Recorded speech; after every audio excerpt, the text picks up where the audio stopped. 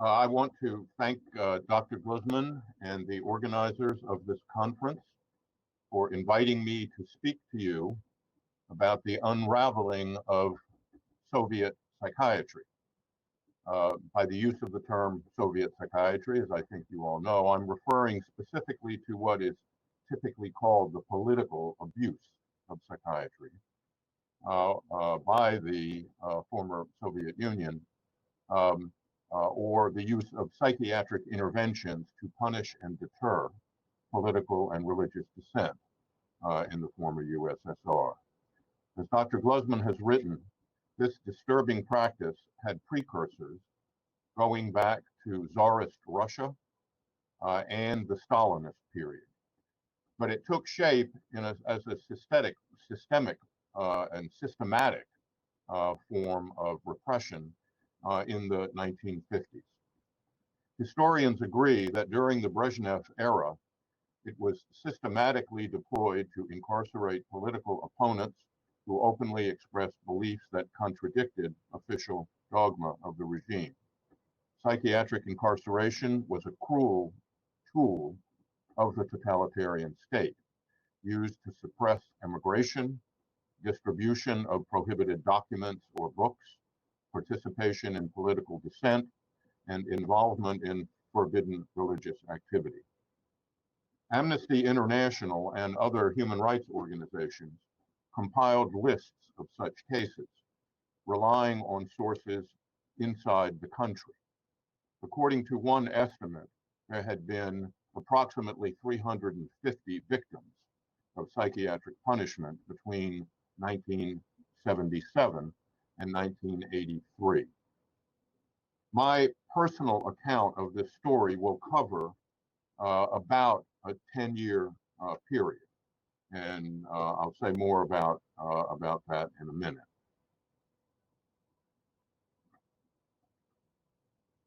I have no conflicts to report.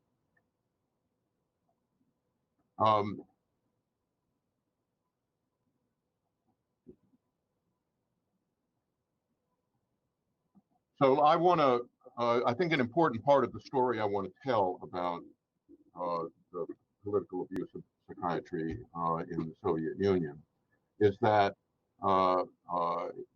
the unwinding or unraveling of Soviet psychiatry occurred within a global political context that is extremely important in the overall history of the late 20th century, post-World War II period of the 20th century. There were, and I'm going to summarize the story here and then go back over some of its key details. But there was increasing international pressure as these cases became known that forced the Soviet Society of Psychiatrists to resign from the World Psychiatric Association in 1983.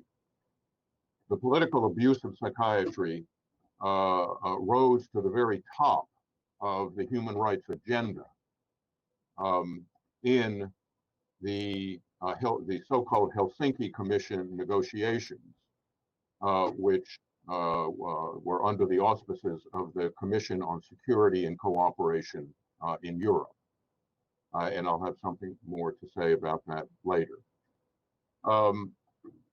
Eventually, roughly in 1986 and 1987, after President Gorbachev had, Chairman Gorbachev had taken office in the Soviet Union and initiated his changes of glasnost and perestroika, the U.S. State Department it was engaging in intensive negotiations with the new Soviet leadership. And that led eventually to a mission by the U.S. State Department to assess recent changes in Soviet psychiatry. in a mission undertaken in February of 1989. As a result of that mission, the Soviet Psychiatric Association was conditionally readmitted to the WPA in October of 1989 with an assessment of progress to be made within a year or so, and that assessment occurred in April of 1991. Now, what I'm going to do in this lecture, I think, is present my account, having participated in both of those delegations, of this period of the unraveling of Soviet psychiatry.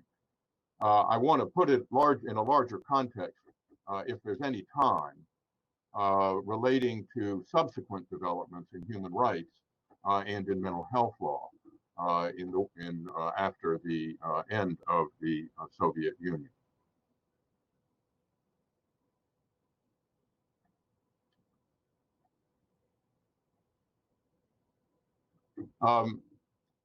Let me actually just make sure I haven't.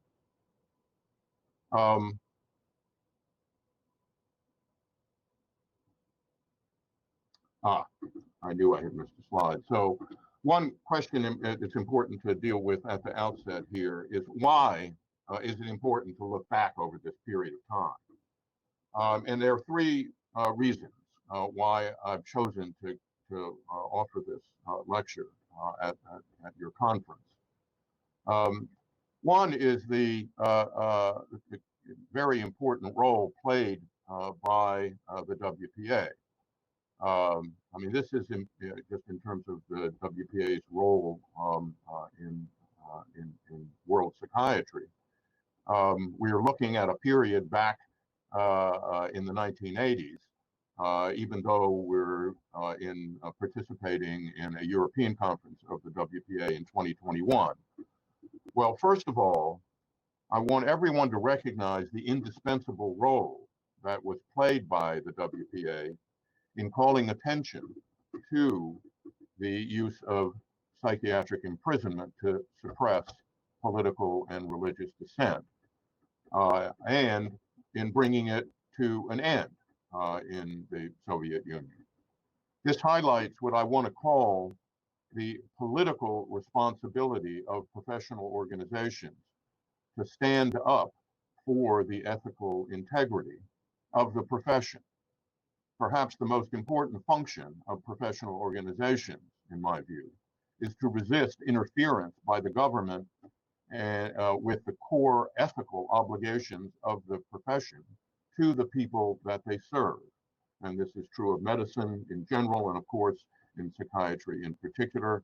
It's true of the bar associations in law, of clerical associations relating to religious organizations, and so on. As we look around the globe in 2021, I think we see a growing drift toward authoritarian policies. And that is when the professions themselves must stand up for their ethical and political independence. So even though the events that I'm describing to you occurred 30 or 40 years ago, and longer, of course, I think it has this relevance even to today. The second reason for paying attention to the Soviet abuse of psychiatry is that it highlights the intimate and important connection between the ethical norms that govern psychiatric services and the principles and norms of human rights.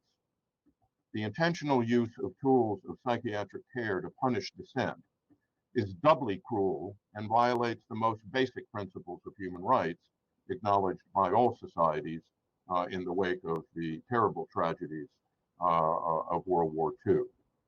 However, over the last 3 decades, the language of human rights has become almost intertwined with the vocabulary of ethical psychiatric practice in a much broader normative sense. The WPA and other international healthcare organizations exert normative pressure and inspiration not only for their members, but for governments. And this is a huge topic on its own, of course. And if I have the time, and perhaps in another lecture, I think it is worth paying direct attention to the intertwining of professional ethics and international norms of human rights. The third reason for looking back is, I think, that I would like to take the opportunity to declare on this world stage, so to speak, my deep respect and admiration for the host of this meeting, this regional meeting of the WPA, the president of the Ukrainian Psychiatric Association, and a champion of ethical psychiatry and human rights, who was imprisoned as a young doctor for exposing political abuse of psychiatry, spending 7 years of confinement and 3 years of internal exile in Siberia. He founded the Ukrainian Psychiatric Association in 1991 as this period that I'm describing here of the unraveling of Soviet psychiatry was beginning, and immediately established a commission to review complaints of civil rights violations by mental health authorities. He also single-mindedly sought to vindicate and rehabilitate victims of psychiatric repression. The Ukrainian Psychiatric Association carried out a study of 127 Ukrainian dissidents who were confined in hospitals, having been charged with political crimes. Dr. Gluzman also established the Rehabilitation Center for Victims of War and Torture in Kiev. So, as I said, the third reason it's worth the time to take a look at this period is to pay respects to Dr. Semyon Gluzman.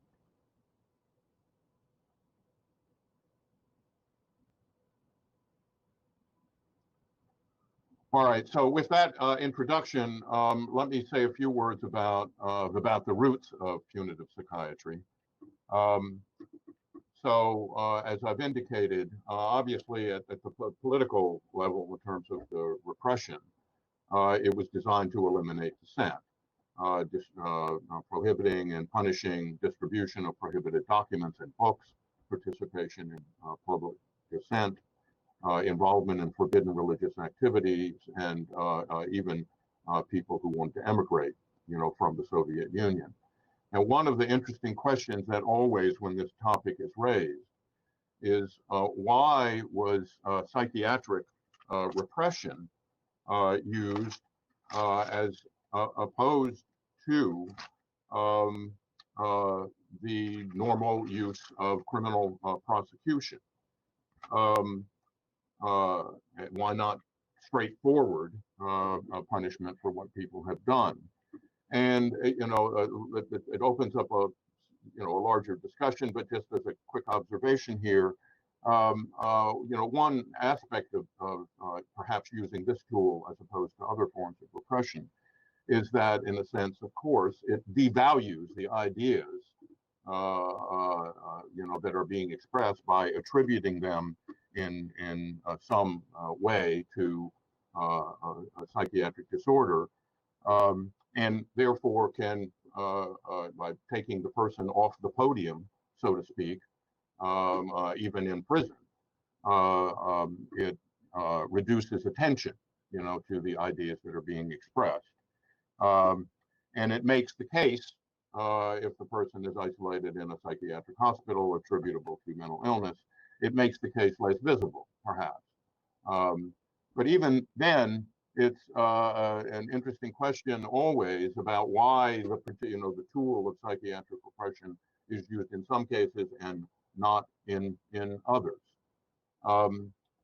Another factor to be added to this, of course, in the light of the criticisms and the subsequent history, is that the system of diagnosing mental illness and in the Soviet time, and particularly the concept of so-called sluggish schizophrenia that was developed by the academician Andrei Snezhnevsky, created the very preconditions under which standard beliefs could easily be transformed. It could be transformed from a criminal case and in turn into a psychiatric diagnosis. And of course, this has opened questions that can be found in many undergraduate courses about deviance, as well as clinical and graduate education with regard to clinical psychiatry. Open the larger question about what distinguishes, various forms of deviance from mental illness and from various disorders that are in the Diagnostic and Statistical Manual. At any rate, by the less visible signs, when the only visible signs maybe of a so-called disorder are attributable to the person's dissident beliefs, it increases the likelihood that those dissident beliefs are going to be essentially the very evidence of the disorder.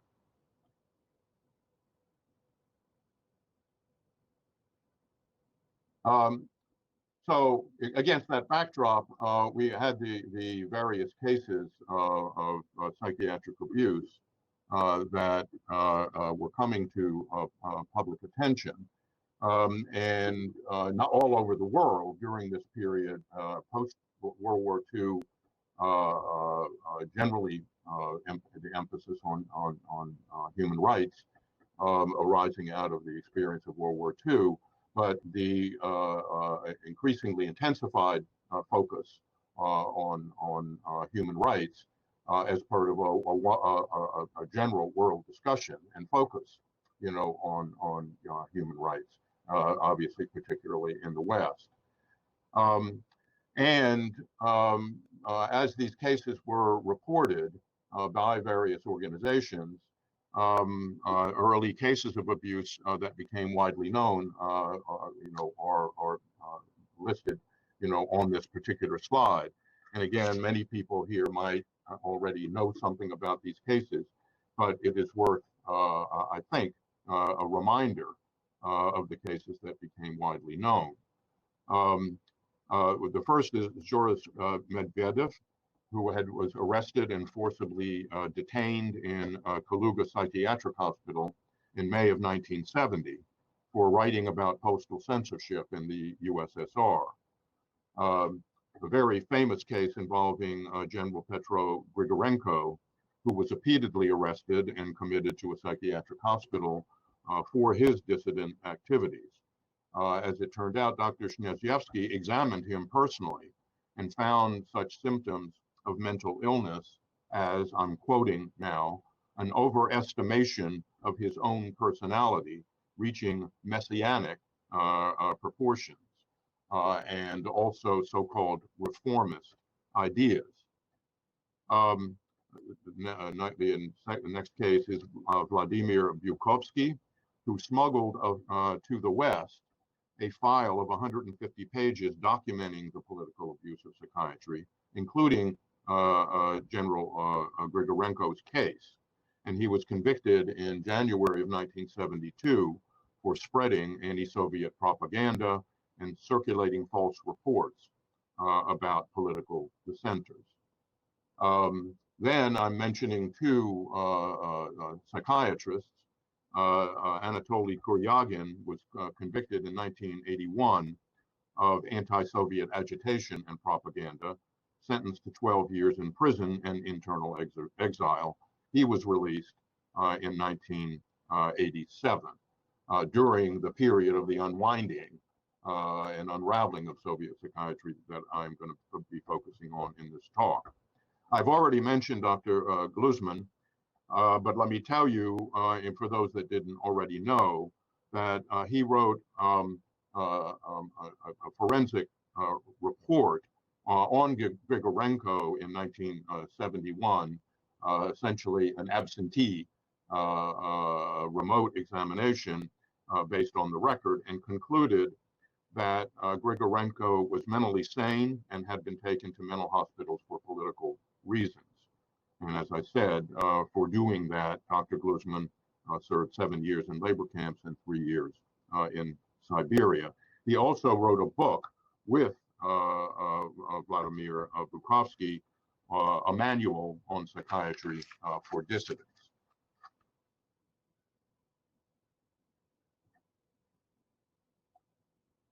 All right, so back now to the storyline here. As these reports of psychiatric abuse, appeared on in the West and received, continuing attention, professional or psychiatric organizations worldwide called for the WPA to investigate, these repeated, claims and to take action. In 1977, the WPA's Declaration of Hawaii in Honolulu specifically forbade participating in or being a party to compulsory psychiatric treatment in the absence of mental disease. Particularly soft way, to put the repressive use of psychiatry based not on medical considerations, but political or religious, considerations.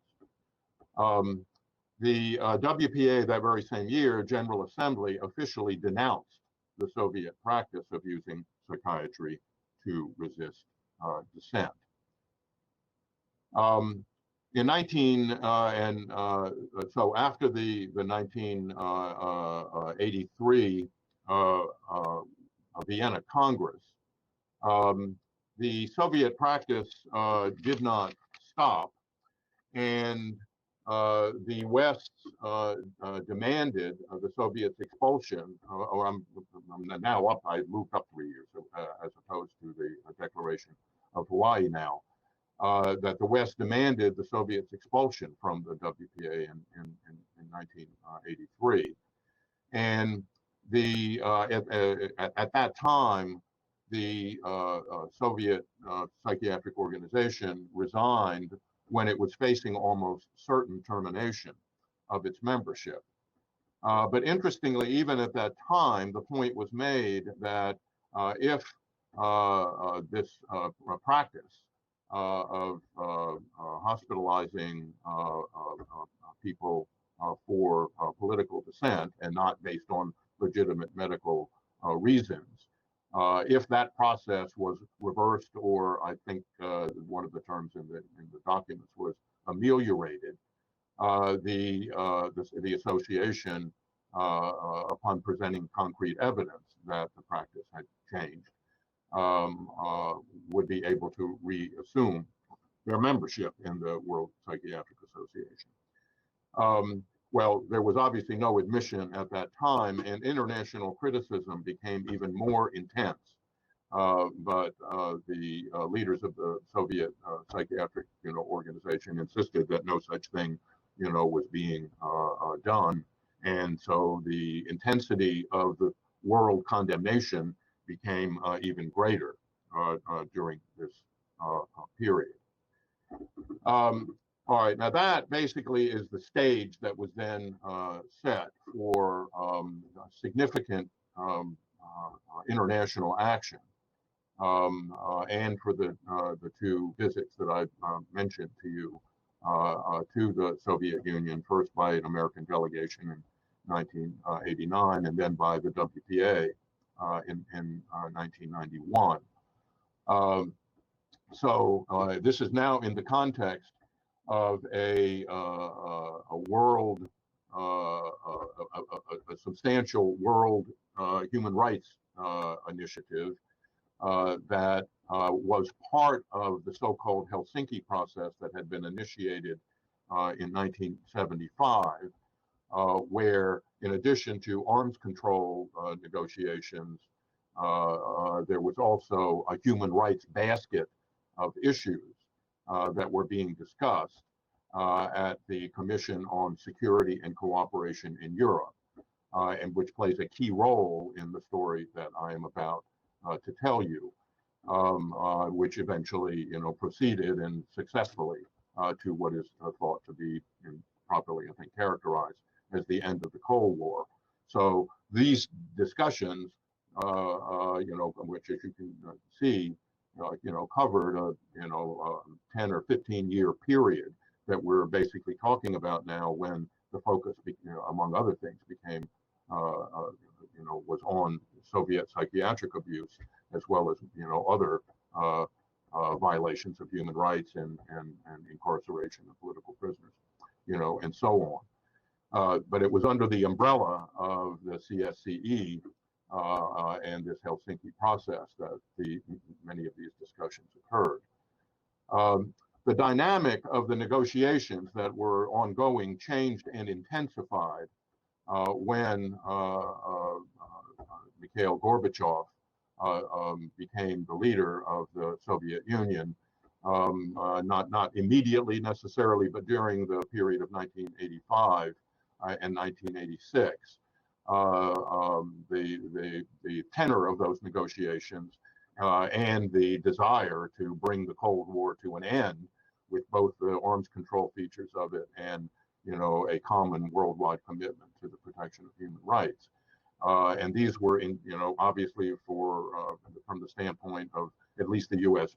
Presidency, that the U.S. Leadership under Jimmy Carter initially, and then Ronald Reagan, then George W. Bush, during the period that we're spanning here, made human rights a central concern. A key event during this period of time, as these discussions were going on, was the announcement of a large-scale release of political prisoners in 1987. In September of 1987, there was a ministerial meeting in in Washington, involving Secretary Shultz and Foreign Minister Shevardnadze and their key advisors, on human rights issues. And at that meeting,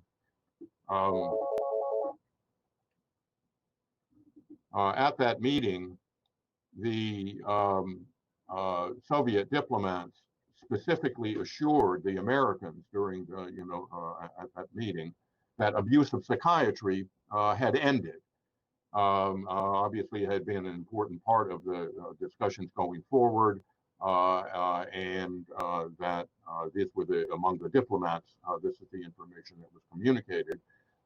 It was all of this. I'm trying to give you the sense here that this was, a period of very, very intense negotiations, in which human rights discussions were occurring and agreements were being sought at the same time that very important arms control negotiations, were also occurring.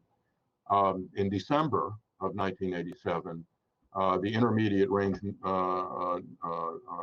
Nuclear Force Treaty, the INF Treaty, was signed at another summit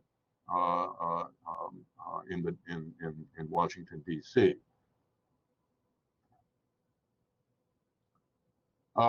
So you see tremendous progress being made, in which the diplomats from the Soviet Union had taken note of the West's condemnations about psychiatric abuse of psychiatry, but assured that not only had political prisoners been released from prison for exercising their right to dissent, but that people who were being held, notwithstanding the absence of medical reasons, in psychiatric facilities had also, been or were being released. But this was diplomat to diplomat, and among all the various human rights organizations, and particularly the WPA and the psychiatric associations in the various Western countries, including the American Psychiatric Association, insisted that they were still getting reports of people, of dissidents being hospitalized in secure psychiatric facilities, forensic facilities, as well as ordinary civil hospitals, and that the leadership of Soviet psychiatry was still in place.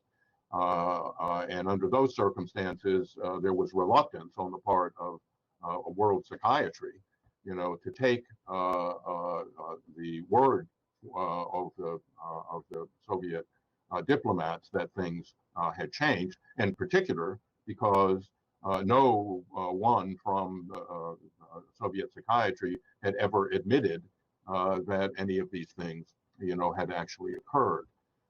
So the story basically, in a certain way, from the diplomats was, if we ever did it, we're not doing it anymore. So given that, the APA and the State Department, the American Psychiatric Association and the State Department were skeptical about claims that abuse had ended, and insisted that there be some on-site inquiry where people, alleged victims, of psychiatric abuse, could be examined, under these circumstances. We direct evidence, essentially, that that people who were thought to be political prisoners in psychiatric hospitals and were interviewed, would be ascertained to indeed belong in the hospital, or to document, what was, thought to be the case in the West. Now, the Soviet diplomats in these negotiations agreed to plan an official government-to-government visit under these circumstances. And now we're talking about the late, the end of the calendar year, with the calendar year 1988, where the momentum, of these negotiations was building, not only for arms control, but also for human rights. And you see the resistance, being expressed as to whether or not psychiatric abuse, in particular, had ended. And the answer to that was to have an official delegation of psychiatrists, go to the Soviet Union. So in November of 1988, a team of U.S. diplomats traveled to Moscow to plan a visit for the U.S. government delegation to assess Soviet psychiatry, with a visit that eventually took place in late February and early March of 1989. So here in November of 88, the ground rules, were being set up for this. The agreement on that protocol was extremely important. An agreement on that protocol at that time was extremely important because Secretary Shultz, the Secretary of State of the United States, wanted for the CSCE, the Commission on Security and Cooperation of Europe, the final document in the Vienna round of arms control and human rights negotiations, wanted a final document for that round of negotiations to be agreed upon before the change of U.S. presidential administration. In other words, this was the Reagan administration. Secretary Shultz was the Secretary of State. There was going to be a new administration in Washington, the George H.W. Bush administration. Even though the same party, it was a different president. And Secretary Shultz, wanted this a round of very, very important human rights negotiations and arms control negotiations, to come to an end before the new inauguration.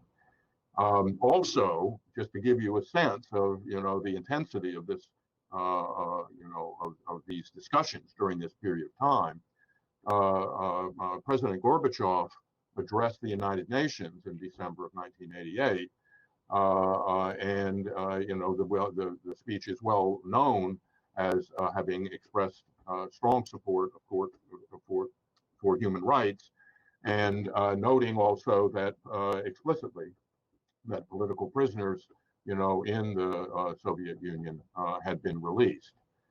On January 17th of 1989, the Vienna round of the Helsinki negotiations, the concluding document was signed, calling for the beginning of negotiations for a treaty on conventional forces in Europe, which is thought essentially, to be, a declaration essentially, as the end of the Cold War. So you can see all this activity of which the psychiatric abuse issue was really, really at the center and at the various highest levels of negotiations involving, the foreign minister and secretary of state, and ultimately the presidents of the two nations, at least in the United States and the Soviet Union, but embedded, in the CCS3 negotiation. So the subsequent accounts show, subsequent accounts, and since this time, of course, there's been an opportunity to, further, discuss these events, over that very intensified, period of negotiation, with the participants. And in fact, we are doing that, as I speak to you right now, taking a retrospective look, at this period.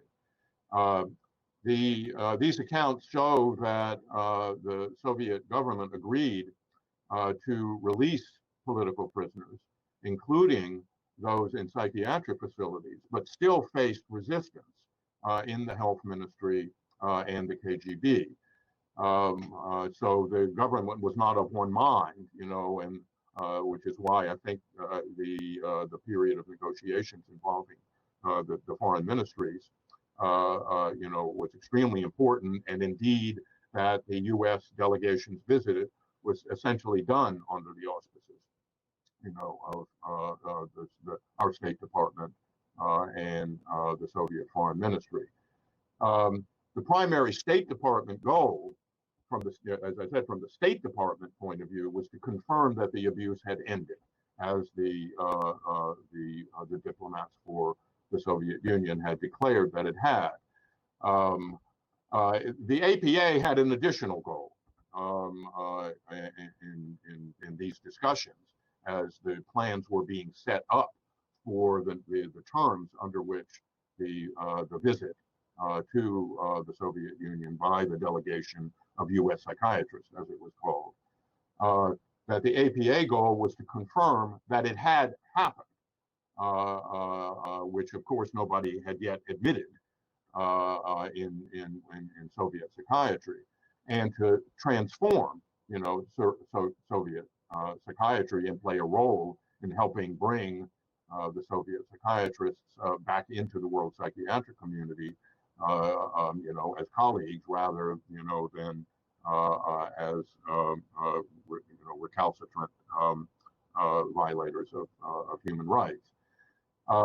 So as I think I've conveyed successfully to you, these were fairly high stakes negotiations at the highest levels, of our respective governments.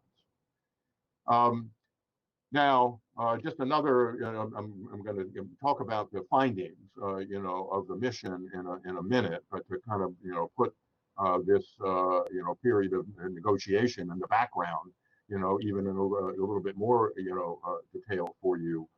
As you can tell, the more I've learned about it in retrospect, it's actually been fascinating to me,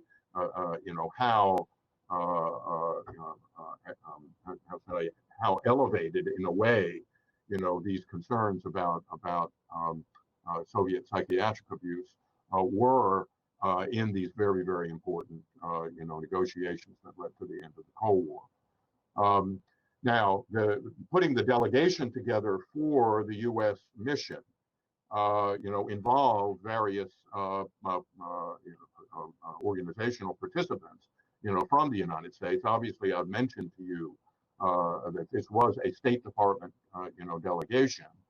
It wasn't simply an APA to Soviet psychiatry visit, just among professionals. This was now at the very highest levels of diplomacy that this was occurring, and clearly for reasons that I've described to you, it was important to the Department of State to document what they had been told by the foreign minister and the various assistants that had participated in these negotiations.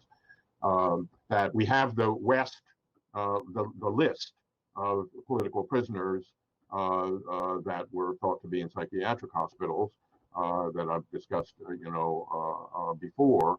We want to make sure that people on that list are not being incarcerated wrongfully.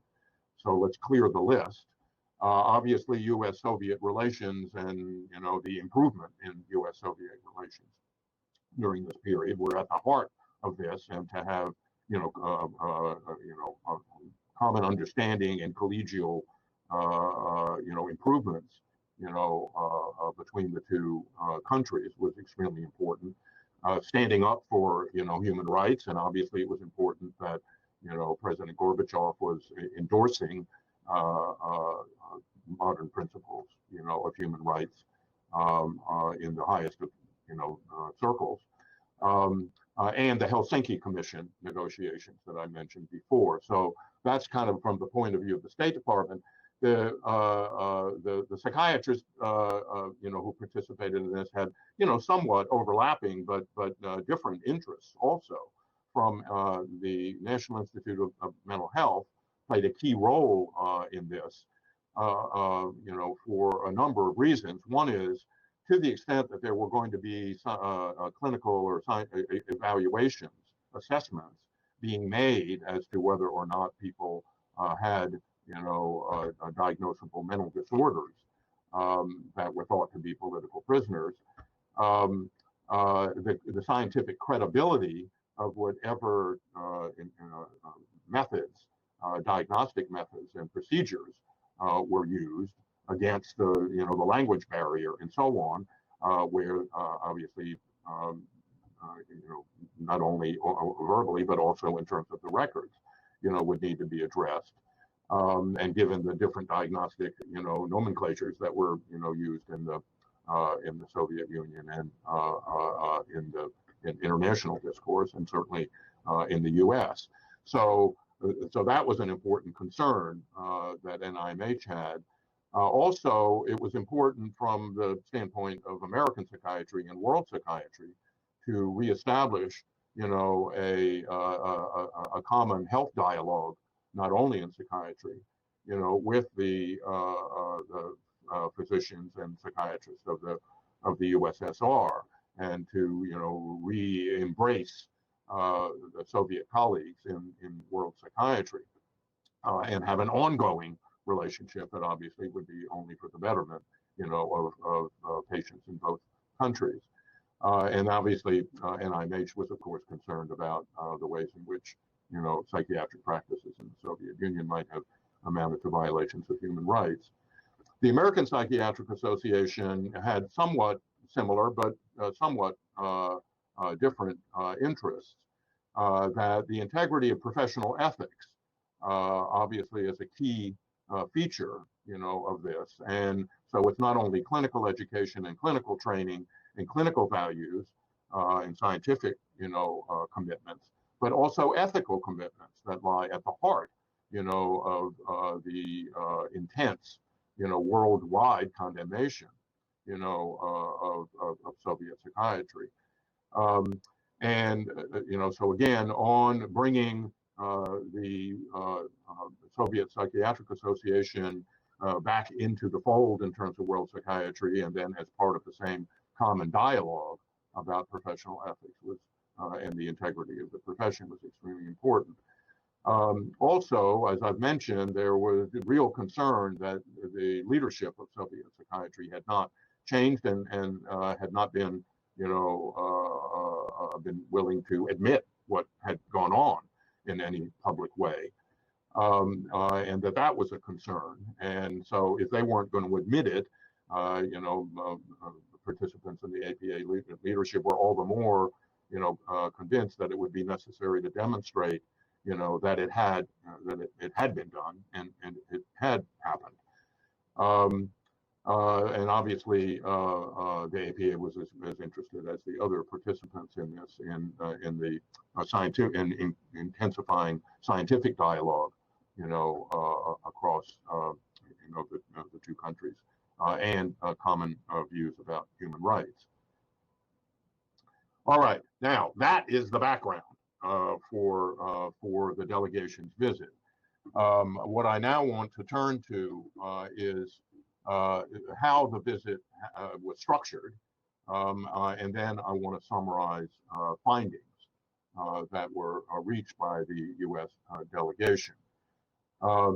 So I'll just list here what appears on this slide, the various purposes of the delegation's inquiry. So clearly, as I've mentioned, providing a more systematic and scientifically based foundation for assessing the accuracy of the allegations of psychiatric abuse, than was previously feasible by, having, written reports, described, from afar. But there had been, on very few occasions had there been anyone who had interacted, with the alleged victims of abuse. So obviously, as I've mentioned, having a protocol for assessing their conditions and the relationship, if any, between their conditions and their behavior for which they had been detained and hospitalized was important. Secondly, to assess the diagnoses of the hospitalized and recently released patients, to determine whether or not, in particular instances, that they had been hospitalized, given diagnoses and hospitalized without a proper scientific and clinical basis. Also to assess the appropriateness of treatment for these patients, because obviously there have been the accounts that had been collected in the West indicated that various techniques, medical techniques and psychiatric techniques, somatic ones, had been used for essentially punitive purposes. Also to assess the laws governing involuntary hospitalization. Now, I'm a lawyer, and I have a lot of I was on the delegation, and obviously have had a particular interest in ascertaining what the laws were in the Soviet Union, and how the governing laws were actually administered, and whether the rights people had under the law were adhered to, and so on. And particularly in light of what in the West had been a major reform in connection with evolving norms of human rights, of the laws that govern involuntary psychiatric treatment. And so this is why I continue to mention the evolution of mental health law and principles of mental health law, as well as the evolution of principles of international human rights norms. So obviously we were very interested in assessing the laws that existed, and making whatever recommendations that we could make with regard to improvements. Also, obviously forensic psychiatry played a particular role in the hospitalization, the involuntary hospitalization in secure psychiatric hospitals of people who had been found, quote, non-imputable, what we in the United States call not guilty by reason of insanity, but people who that was the legal justification for confining them, placing them and confining them in secure psychiatric facilities. And so what were the regulations and practices that governed Soviet forensic psychiatry, which goes back to the assessment process and the evaluation of people's competence for adjudication or their imputability that were focused on the Serbsky Institute, which, at least according to the West, the allegations were that they were basically, at the very source of the decisions to treat someone who was not mentally ill as if they had been, and find them not imputable and put them in one of these facilities. And then assess the mechanisms that were in place or could be, put in place in order to prevent these problems from arising in the future. So that was quite a menu of objectives, that this delegation had. So an important part of the visit was to interview, as I've indicated, a sample, if I can use that word, of people who were thought to be victims of Soviet psychiatric abuse, and based on the information that had come to the West, they were people who were on these, various lists. And obviously some decisions had to be made about, who to interview. Couldn't interview everyone. And then all the, the mechanisms that had to be set up to get the proper records, to have the people, in a particular location. And I'll go into that a little bit, quite a logistical, issue. But so the sample of interviewees was selected by a combination of personnel from the Department of State, the APA, and the participation of human rights activists who, had the closest body of information, about many of these people. So we did have, some people with whom we worked, in the Soviet Union, and they participated in the selection process. All of this was derived from the various lists that had been made of so-called political prisoners in psychiatric hospitals, from various organizations, so the Helsinki Commission itself, Amnesty International, the National Academy of Sciences, and including the Institute of Medicine in the United States, and International Association Against Political Use of Psychiatry, that was run by Robert Van Voren, who had been actively involved in calling attention to these problems of political abuse of psychiatry for many years. All right, so the case selection is summarized here. There was a list that was that the members of the delegation, of the subset of the members of the delegation didn't actually go. This was in a ongoing communications and a preliminary review of these materials and documents and so on, including a preparatory visit that had occurred in November, December of 1988.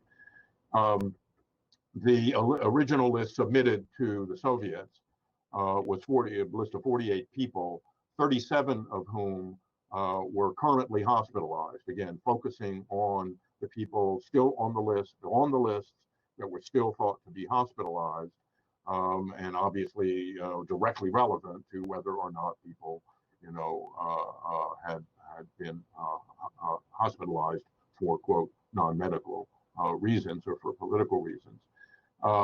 In addition, there had been many people that had been discharged, as I've already described to you, from these hospitals that had been on the lists, and that were sort of cases in point of people that had been discharged as a result of the statements that had been made, or it had been documented that they had been released in the statements that were made to the U.S. The State Department personnel in these ongoing discussions with the Soviet Foreign Ministry. And so it was clear that some people, that had been on the list had been discharged, and it was important to see some of them to get, cases involving people that may very well be the classic indications of people who were not mentally ill, had been hospitalized purely for political reasons. So it was important to see some people that had been discharged. Interestingly, that process of discharging people in anticipation of the visit of the delegation continued between December and the time that we were there in late February and March. And 17 more hospitalized patients, were discharged. Of those, the people that were on this list that were submitted into the Soviets to say these are the people that we want to see, 17, of those people thought to have been in the hospital, had been discharged. Ultimately, after various efforts to identify people, see whether they wanted to participate, and so on, had been completed. There were 27 people that were interviewed, 15 of them currently hospitalized, and 12 of whom, had been discharged within the last 2 years. The protocol that was followed, obviously, was to get patient consent for participation in this. There had obviously been, efforts, as people went over earlier, to identify, to work with the Soviets to, find out about people, whether they wanted to participate, whether they were still hospitalized, et cetera. We also wanted to give them an opportunity to bring some family member or friend, with them. So obviously there were some logistical issues. If they were in hospitals, we might need to go see them. If they were already discharged, they needed to be brought to, where the delegation, was, and so on. But apart from all the logistics of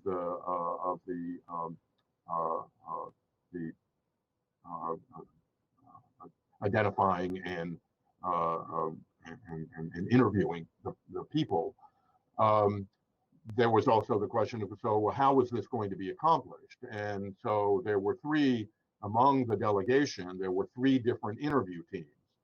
Each of them had a Russian-speaking psychiatrist, typically people who had emigrated, in years past, from the Soviet Union, a research psychiatrist, and a forensic specialist, psychiatrist or psychologist, to be able to focus in on some of the forensic, aspects of the case. Russian-speaking psychiatrist, obviously the interview was being conducted by that person. Research psychiatrist would be thinking about the diagnostic protocol, the criteria for the different, at that point under DSM-3, and so on, and then a forensic psychiatrist. And then we had professional interpreters, of each team had 2 professional interpreters as well. We translated all the instruments that were being used, that you see here mentioned, on the list, to Russian. And then also, I'm not sure it's mentioned on this slide. Oh, well, I forgot to mention the advanced, in addition to the interview instruments, we also reviewed the clinical record. And this was also a matter of some complexity to get the clinical records brought to someplace, in Moscow, typically, unless there were times when, we were interviewing people who were in the psychiatric hospitals. But whatever arrangement was being made, there had to be time for essentially the Russian-speaking psychiatrist to go through the clinical record, and in many instances that meant photocopying, the clinical record and making it available, long enough before the interview was to actually occur. So this was also a very complicated, logistical problem. And then, as I mentioned, we also wanted to have an interview with a friend or relative, of the person, a third party, who could discuss the person's, condition and so on. And we also wanted to have present, ideally, in the context when it could be done, a treating psychiatrist, for the particular patients that were being interviewed, particularly if they were still, hospitalized. And in other cases, at least, some a psychiatrist who could come and participate and observe, the interview and ask questions if they thought that there was something that might be pertinent to that person's condition, that somebody that was more culturally oriented, might be willing to ask. So we had leaned over backwards here to make these, as valid and reliable as possible. This is just, I've got a couple of pictures here. Just was these interviews and so on were conducted in in the cases in which people were discharged, that they were conducted in hotel rooms. And that's what this, this is. All right. Now, let me tell you something about what the findings, were here. The diagnoses. So, among the hospitalized patients, of which there were 15, in 5 cases, the team, interviewing team, concluded that the people had no mental disorder. Among the 10, you can see 4 schizophrenia, 4 delusional disorder, 1 bipolar disorder, and 1 personality disorder. Among the discharged patients, again, not surprisingly, 2/3 of the, well, I don't want to put any judgment on it. I mean, you would certainly not be surprised by the fact that there were more, a larger proportion of people who were currently hospitalized were thought to have a disorder, whether it was warranted hospitalization not being another issue, and or whether if they were found non-imputable, whether that was a proper determination. But just simply at the diagnostic level, 10 out of the 15 hospitalized patients had some diagnosable disorder. Among the discharged patients, 9 of the 12 had no mental disorder, according to our team, and 1 had mild cognitive impairment, 1 hypomania, and a borderline personality disorder. Now, here is interesting. We had the Soviet diagnoses in the chart, as well as because we had current participating Soviet psychiatrists, I think in some cases that were familiar with the person, and in most cases, I think were not. I don't remember exactly what the proportions were, but nonetheless, a Soviet psychiatrist. And this is now among the 13 cases of people that had no, according to the U.S. delegation, had no mental disorder. The chart diagnosis was 11 of them had schizophrenia and 2 were paranoid psychopathy. Among the current diagnoses, schizophrenia, was not, a given diagnosis in any of the cases. And you can see the, the distribution, among the others. So obviously, an interesting issue all on its own in terms of what accounts for, the variations, in diagnoses, and particularly among the people that were thought to have no mental disorder, by the U.S. psychiatrists. Now, what about among these people who had no mental disorder, according to the U.S. delegation? What got them into the hospitals? And again, in terms of what the overall background storyline is here, 11 of these 13 people, had been charged criminally and were hospitalized in the special psychiatric facilities, the highly secure facilities. They were all charged with political crimes, either anti-Soviet agitation and propaganda, or fabrications known to be false, which defame the Soviet state. So I would just call that defaming the Soviet state. And obviously, just on the face of it, prohibitions that, on the face of it, violate, commonly accepted norms of, of liberty and freedom of speech. And indeed, during the period of time that we're talking about, when these negotiations were, going on, both of these articles were repealed, from the Soviet, criminal code. In addition, all right, so they'd been charged with political crimes. Based on the forensic interview that we conducted, it was ascertained that there had been routine violations of the criminal procedure code in terms of the rights to which people were entitled under the code, at least in form, and where, at least based on their own recollections, that they were not accorded those rights, and that sometimes included lack of any representation, or counsel. As I said, they typically were hospitalized in the special psychiatric hospitals. The average length was 5.4 years.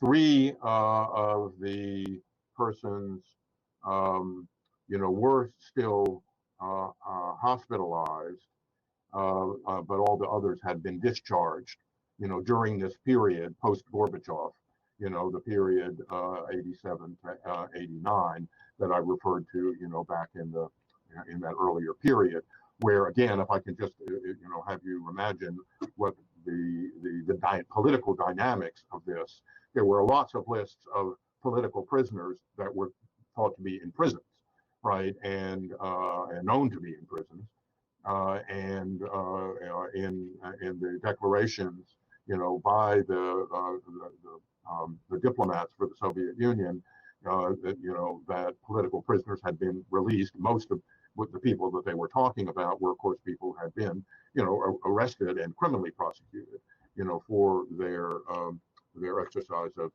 freedom of speech or demonstrations and so on, political offenses.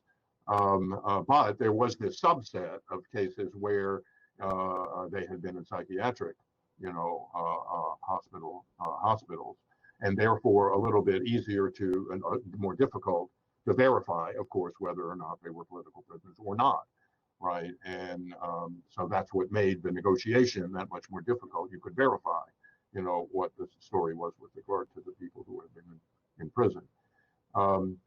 And two of these people had actually been in civil hospitals, not forensic hospitals. So this, sometimes occurred, based on what we would call ordinary civil commitment cases, and not simply not criminal prosecutions, but that for political reasons.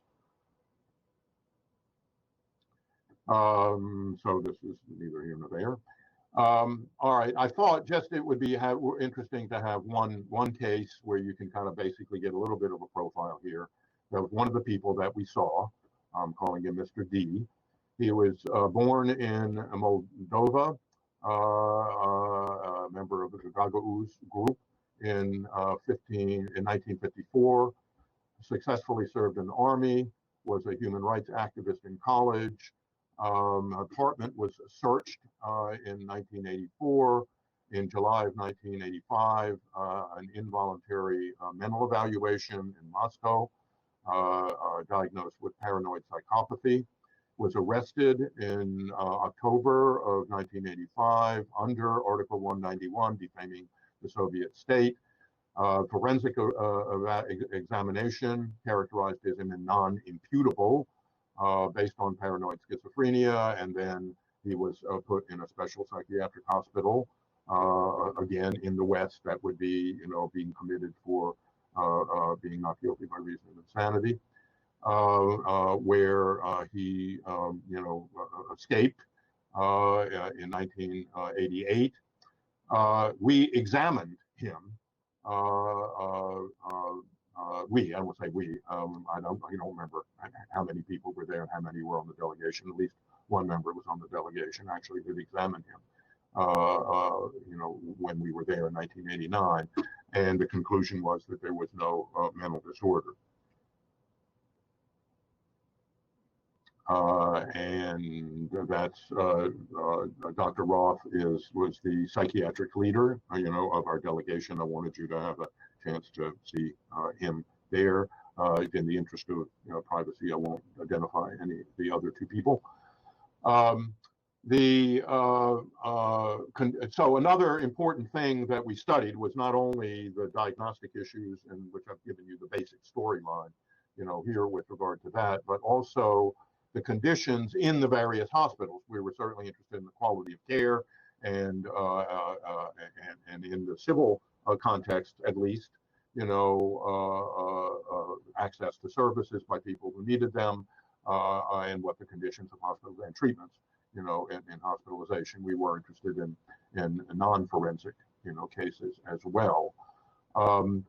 But the conditions in the special hospitals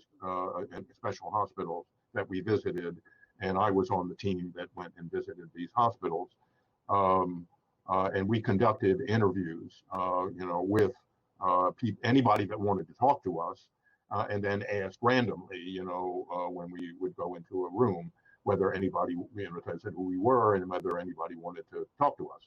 And so anybody could talk to us, but nobody had to talk to us. And we did so in private. And then, so we asked about the conditions. We also had, as I've indicated, these forensic interviews that we did with the patients, systematically interviewed the 27 patients. So we had, decent, set of information based on the site visits, as well as the systematic interviewing about the conditions in many of these facilities. And it was our judgment that, based on what we had seen, that medication was used punitively, that the patients themselves had absolutely no participation in treatment decision-making at all. They, were acted on rather than with. They had no rights inside the hospital, and there was no recourse if they thought that their rights, had been violated. So a lot that needed to be done in terms of, protecting human rights in psychiatric facilities, and particularly, of course, the forensic facilities. This is the report that was done based on the delegation's visit. Appeared in a special issue of the National Institute of Mental Health Schizophrenia Bulletin. This particular issue was a special supplement issue, as I recall, that had both our report and a responsive report by a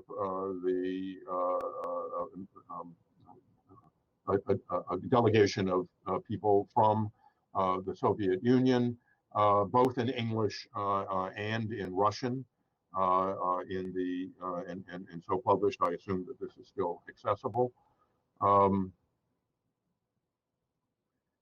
So I'm just going to pose this question because so there's the history. I mean, and I think that there's no doubt in our minds that it documented, what had been claimed for all those years and decades, about locking up normal people, at least not mentally disturbed people, in psychiatric facilities in response to dissenting behavior. There still remains the question about to what degree this was knowing and purposeful psychiatric repression, right? And where you have the storyline that somebody at the KGB, level, at the investigative level, or at the Serbsky, and so on, decided that even though this person is not, mentally ill, we're going to punish them, through placements, in the repressive psychiatric facilities. And it goes back to that question I posed earlier about sort of, what is the decision that determined, which people got, diverted is hardly the right word, got placed in, that prosecuted in criminal, in a criminal prosecution, and those that, were found non-imputable and then, imprisoned, essentially, in psychiatric facilities. To some extent, undoubtedly, the answer is, it was purposeful. But, beneath the surface, it does seem likely that to some extent, that there were cases which were not purposeful violations, of the rights of a normal person, because of their political and religious dissent, but rather a reflection of an authoritarian approach to psychiatric conditions and an authoritarian perspective, of the psychiatrists that then relates to their training, their acculturation, and so on. And the divergence, of course, if you want to go back to Dostoevsky and sluggish schizophrenia and so on, some aspects of the diagnostic nomenclature and concepts themselves that reflected authoritarian and primitive, views. All the more reason, of course, to have the influence of colleagues all over the world, in world psychiatry. I think the answer to this is both. Had something to do with this, and I think I'm not alone, in saying that. So, what would be, what did the delegation say would be meaningful steps to take for reform? So, not surprisingly, democratization and political freedom that had already been initiated, under Gorbachev, and the repeal of the political articles, as basis for punishment, and so on.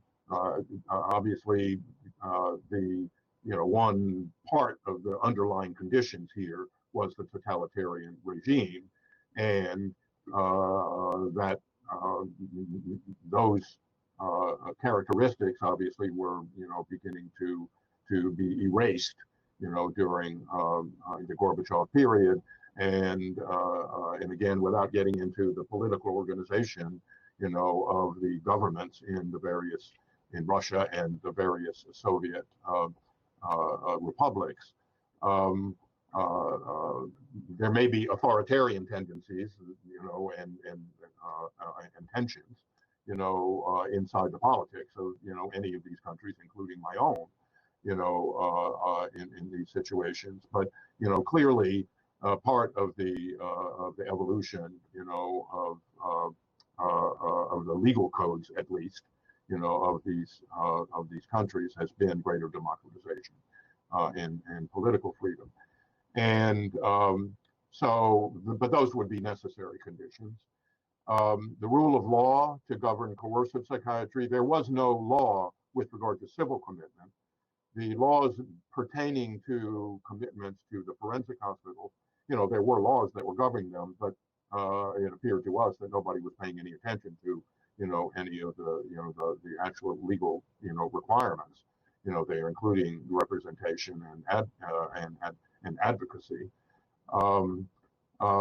But also with regard to civil commitment, when these events occurred, there was no law at all. There was a secret instruction, at kind of the executive, level, agency, health ministry level. But there was no law, and one of the important things that happened between the time that these negotiations began and the time that we made the visit is that an initial code relating to regulating civil commitment, was adopted, not by the legislative branch, but basically through an executive legislative, where legislation, where an edict or a rule could be adopted, by the executive, it would be a public document. The previous document had not been. And so obviously bringing the rule of law to bear on psychiatric treatment, is necessary and remains, necessary. Professional independence, I mentioned that at the beginning, quite clearly, in terms of what the agenda for change would be that would unravel Soviet psychiatry, professional independence would be important. And each one of these areas I'm mentioning, if anyone were to go and say, look, I mean, you're talking about, something that, these visits were made, 30 years ago. Let's take a look at what things are now and how things have changed and so on. That would be a very important thing, systematically, to do. And we've tried to do some of it, but I won't have time to talk about that today to see what changes, have been undertaken. And obviously improved clinical training and practice, under the auspices of people, in world psychiatry, to improve some of the conditions that we identified with the insularity, essentially, of Soviet psychiatry.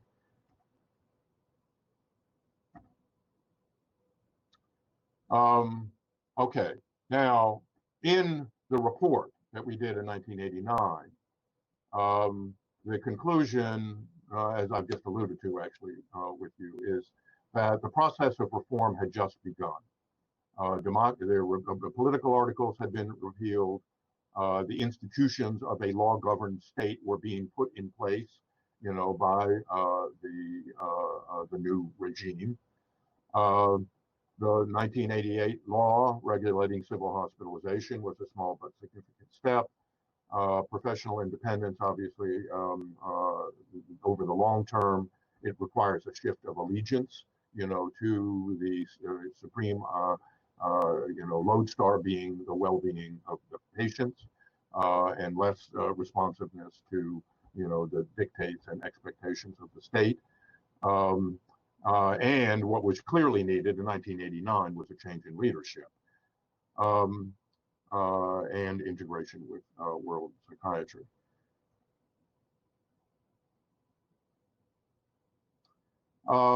Okay, so what happened after this? So what I'm going to do now is I'm going to wrap this up, fairly quickly here. I want to say what happened, with regard to the WPA. After the State Department delegation visit, and then I'm going to say a few things about the visit of the IWPA delegation.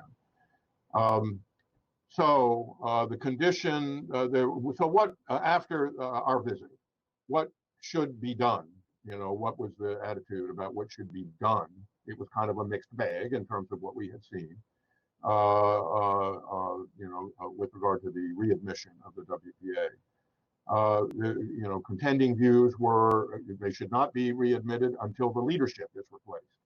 And political abuse is publicly acknowledged by the All-Union Society of Psychiatrists and Narcologists. I've been referring to that as the Soviet Psychiatric Society because it's easier. So that could be the condition before that they are readmitted.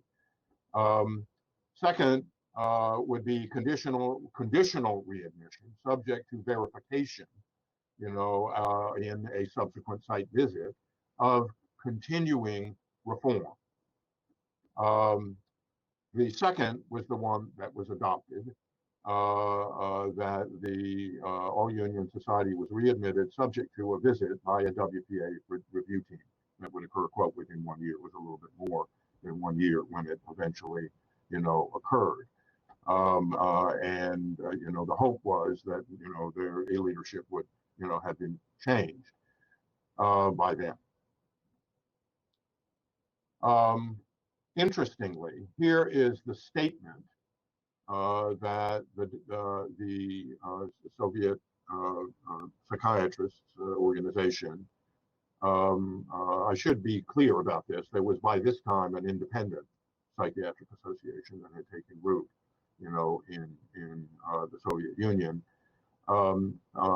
But this, obviously what we're talking here is about the formal organization and whether they should be readmitted. In October 17, 1989, this is the statement that the All-Union Society acknowledged, quote, psychiatric abuses occurred for non-medical reasons, including political. The All-Union Society promised that victims of abuse shall have their cases reviewed, that the registry, I have not mentioned that before now, shall not be used against psychiatric patients. The registry was a community registry that included the names of people who had what thought to be relevant, diagnoses, and it could serve the function of facilitating treatment, but it also could serve as a basis for ongoing, second-class citizenship and discrimination. And it was a source of major objection, of course, to be on the register. And so, that was, clearly from a human rights standpoint, one of the important issues that I just haven't talked about before here. I mentioned that, an initial improvement of the mental health law had already occurred, but the All-Union Society promised to support a new mental health law that would be designed to regulate the process of involuntary treatment and to protect patients' rights, to encourage, quote, enlightened leadership in Soviet psychiatry, and that they would welcome, a review visit, right? So those are the things that the representatives of the Soviet psychiatrists said in October 17th that led to their readmission subject to the site visit, even though, of course, the leadership had not changed.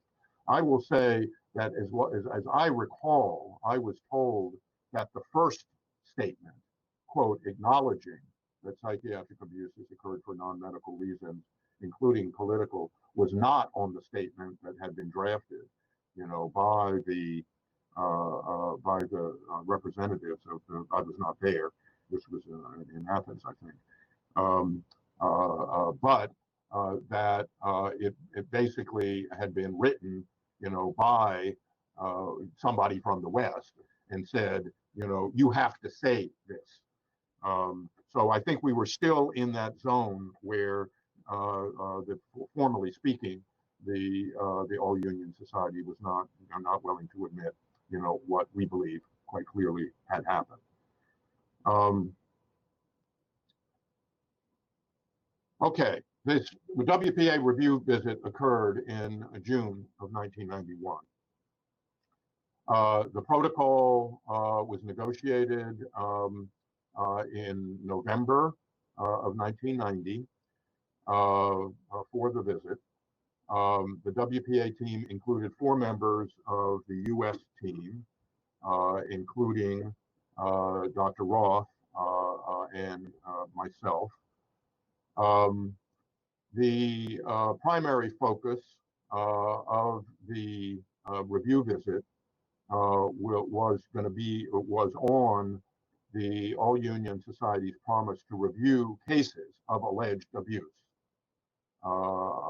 And that then would get at the issue of did it happen or it didn't happen and so on. And then how to assure the civic rehabilitation of victims of mistaken diagnosis.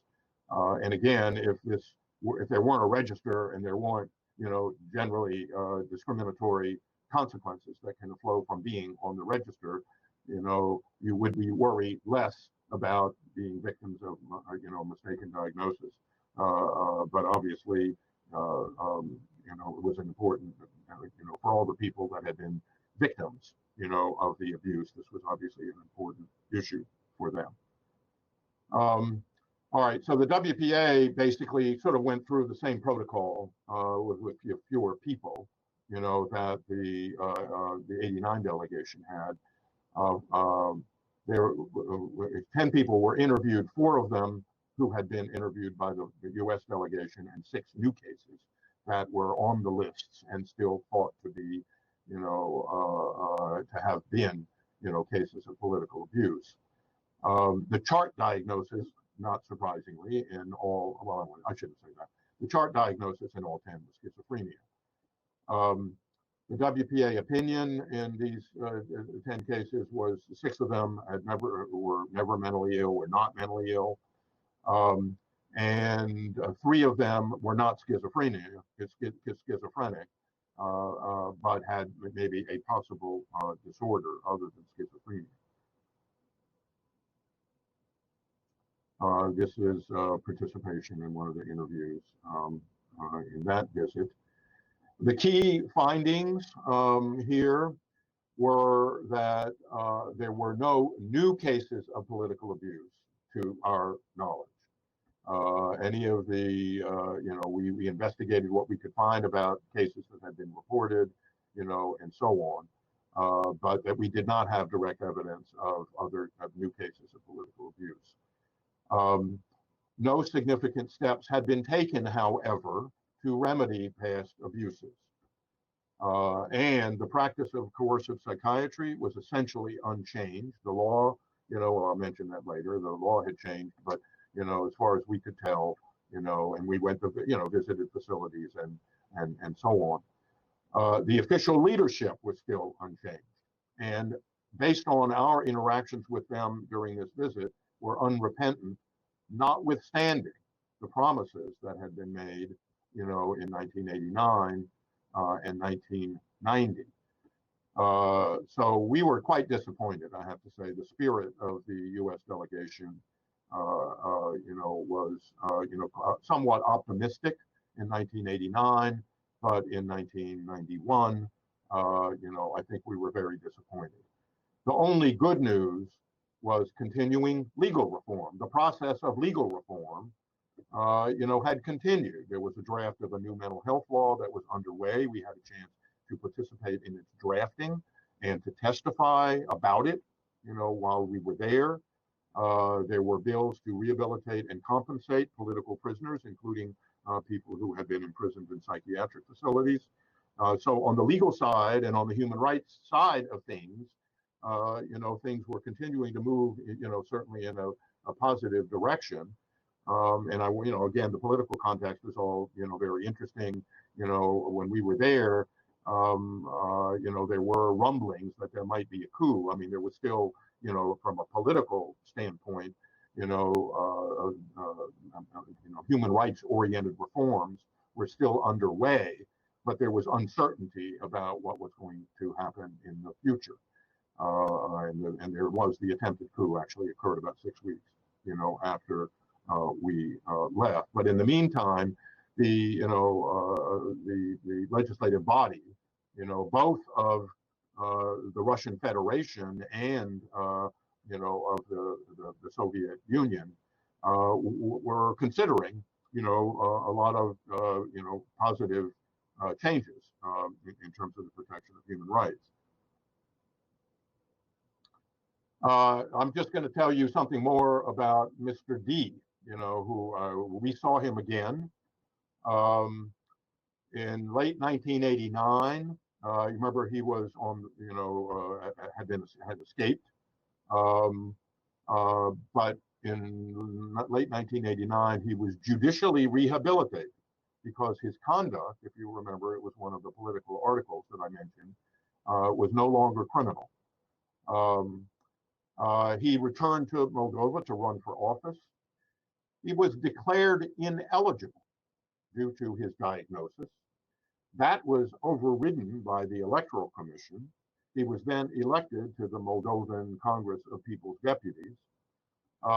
Then in the fall of 1990, he was arrested and detained for 377 days. I don't know, other than what's on this slide right now, what the circumstances were, for that. But interestingly, we were, ascertained that no psychiatrist was willing to perform an evaluation, of him that might have led to psychiatric abuse.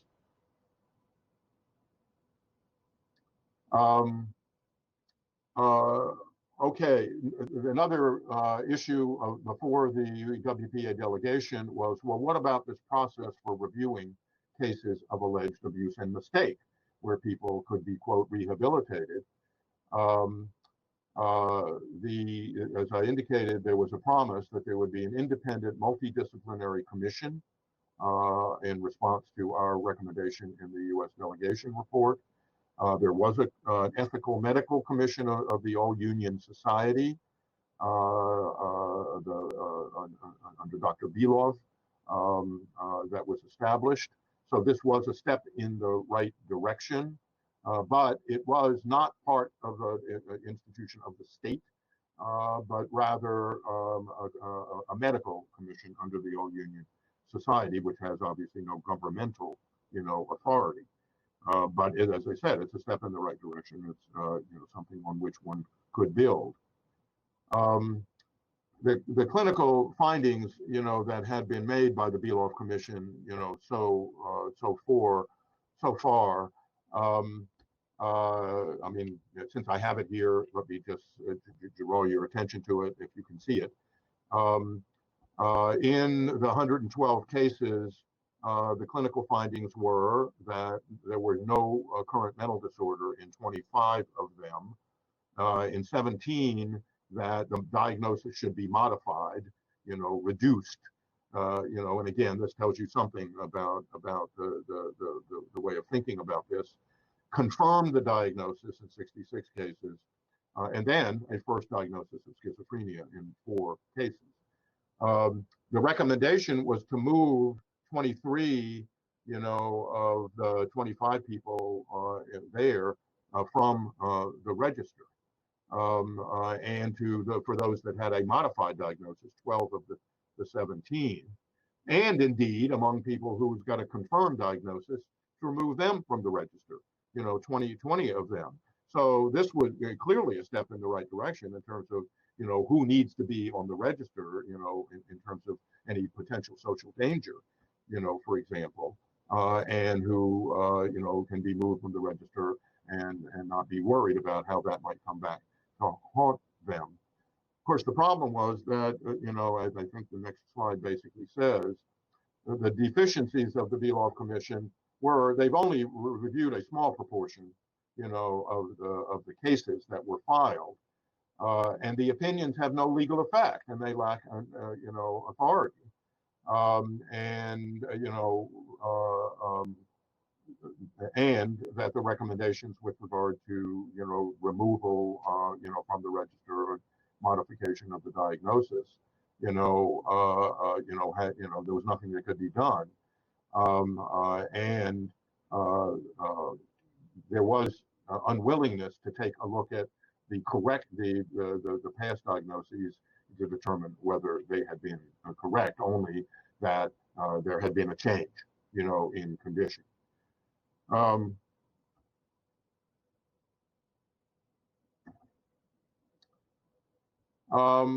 Okay, I think these are thoughts that occurred to some of us when we were thinking about the issue and the role that diagnosis plays in all of this. Obviously, when we were talking about the political diagnosis, the real question was whether people were, being wrongfully diagnosed as mentally ill for political reasons. I alluded to the fact that, even if that was not the case, that even if a person, has a significant mental illness and is treated for it, they shouldn't be disadvantaged in modern human rights terms, by virtue of that. And you can just see the way that we are speaking here about Soviet psychiatry, that it says something about the tendency toward hyperdiagnosis, injustice that might, result from that, and the way in which the diagnosis is a font, of psychiatric power, and that if one were trying to look back at, at Soviet psychiatry, as I just described it, in advance, and this mix, of delayed exposure, maybe to, ways in which people think about psychiatric diagnoses, in the West, and what the way that they were thinking about it within the confines of the Soviet Union, and maybe not all countries of the Soviet Union, because they weren't all the same. At any rate, it does stimulate reflection, about what the source of psychiatric power, was, and the unchecked. It's essentially unchecked power with no remedy for mistake, unless some of these things that had been recommended for change, were changed. And that's a whole conversation, of course, on its own. And it leads to ask for those that, here 30 years later, 20, 30 years later, since the last visit, what has occurred, since then. All right, I think this is going to this is the last. Well, okay, so the prestige of psychiatrists was rooted in their role as agents of social control. This is, reflections on authoritarian Soviet psychiatry. The diagnosis of mental disorder was an exercise of psychiatric power, profound indifference to individual dignity, and essentially the ethics, the modern ethics of psychiatric care, and whether and what degree this remains true in post-Soviet, societies. That would, raise, that would be the question that one would raise. So, final slide here. I'm contrasting that just in terms of the way that you would frame a conversation that would be a continuation of, thinking about the problems that were presented by Soviet psychiatry in terms of,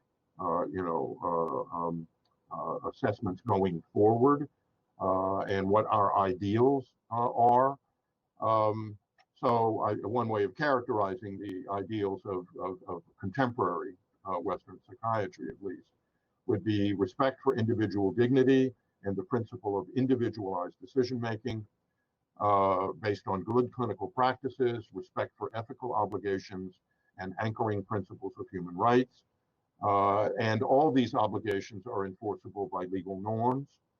Social control exercised only as a last resort, least restrictive alternative, the principles of kind of modern, human rights, but nonetheless sometimes needed, and if it is needed, there, obviously should not be unwarranted impediments, to prevent, to permit treatment that is needed. Clinical psychiatry should be a counterforce to efficiency and categorical thinking. And that I think we saw fundamentally, as being sort of the underlying, dominant sort of value within Soviet, psychiatry. Now, a lot of those things are just, broad statements, but it's a conversation for another day in terms of thinking about what modern values require and what a psychiatric society that stands up for the integrity of the profession, the ethical integrity of the profession, and the integrity of the diagnosis and the services, that it provides. Those should be the beacon lights, of modern care, and one wonders, whether some of the vestiges of Soviet psychiatry might still remain in some of the relevant countries. But as I said, that's a conversation for another day.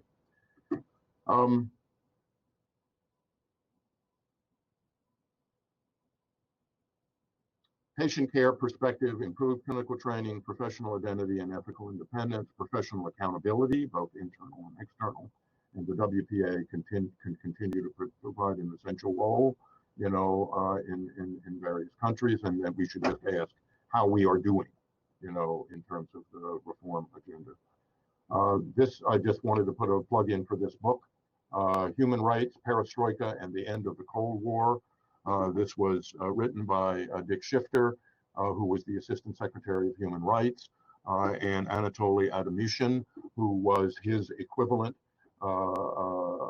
Deputy Secretary to Shevardnadze at the time of the negotiations that I described earlier. And at some level, what they were able to do, I think in terms of helping bring the Cold War to an end and helping call attention to the wrongs of Soviet psychiatry, is a very important part, of the story. The delegation itself obviously played a role in that also.